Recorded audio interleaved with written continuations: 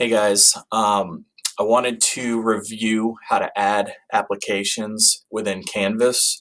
One of the things on an e-learning day that's really helpful is to sort of embed as much content within Canvas as possible so that students don't have to necessarily go out of that current tab, especially with our K through 3 or 4 maybe.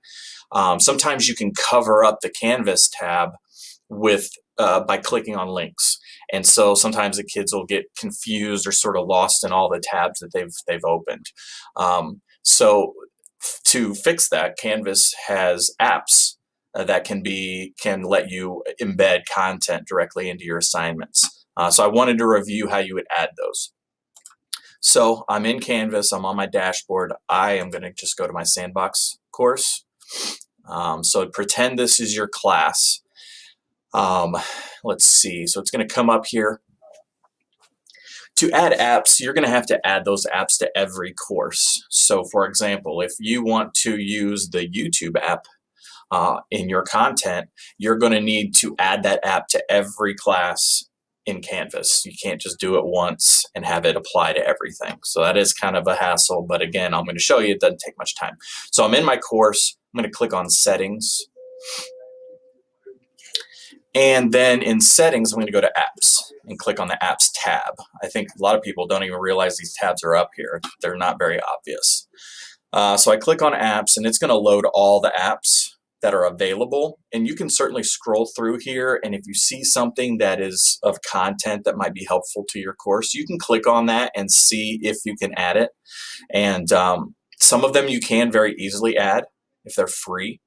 Some of them you need subscriptions, and it gets a little bit weird after that. I can certainly help you add apps to Canvas. Ben can help you with that as well if you find something here. But for our purposes, I'm just going to go to what I've installed on this course. And so you can see these are the apps that I've added. So you can see some things that might be helpful to your course. YouTube, Twitter, maybe not so much, TED-Ed, Quizlet, Educreations, etc., Khan Academy. So these are ones that were really easy. You click on them, they say, hey, add, and you add, and that's it. Others will ask for a security key and a shared secret. Those will take another step or two, and in some cases they can be added, in other cases they can't. So it's a case-to-case basis on some of them, but these are all easily added. So how do you use this in an assignment is the question. So I'm going to go to an assignment. I'm going to make an assignment, and I'm going to show you how this might be beneficial. So I'm going to add an assignment, and I name it, I'm going to call it apps example. And you obviously are going to fill out all your necessary stuff. This is an e-learning day and the assignment, so I'm going to give it a 10-pointer. I'm going to display it as points because I don't do math and points are easy for me. This is a submission type is going to be online. You do have some other options, obviously, so I'm going to keep it online, and I'm going to allow for a file upload and a website URL. That will give me some freedom with, for example, if students are sharing a Google Doc or a Google Slide, something to that effect. Let's see, I want to think, I'm going to give it a due date. We had the e-learning day on February 6th, and so then the due date, I'm going to make that for the 8th. All right, so I'm going to save that shortly.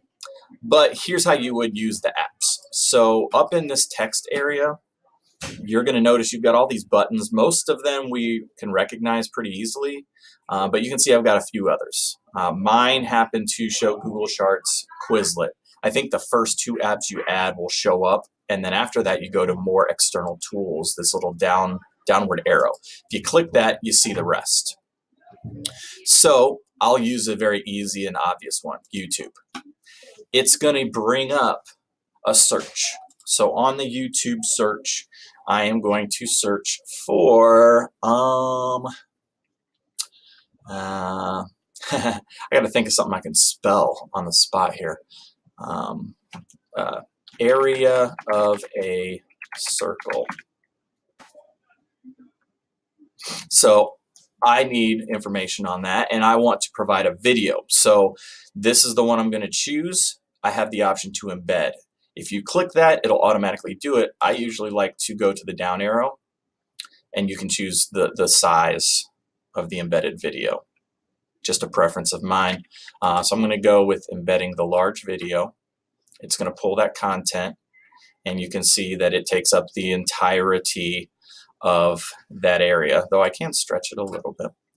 And so this is my assignment starting. So the kicker here is that the video's in the assignment. It is not a link out. So kids are not going to be having multiple tabs, at least not ones that they don't want. So in this assignment, I've embedded the video, and now I can add my questions. Or I could put my topic or prompt. And so you could put that directly in there, and then you could give your instructions or directions in the announcement as well as here. So we like to double cover everything. So the same instructions that you provide for your students in the e-learning day announcement, you could just copy and paste it right here. You know, watch the video, blah, blah, blah, answer the questions and topic in a Google Doc, and so on. Submit the Google Doc, blah, blah, blah. So the kicker here is that this, first of all, it's just more appealing to the student. It's right there. It's easy. There's no confusion. There's no clicking outside of this, which is helpful. As much for, you know, K through 3 or 4 students all the way through seniors. I mean, let's face it, if we can make it simple, that's going to be helpful. Get all your settings in check, and then you save and publish. So if I save and publish that,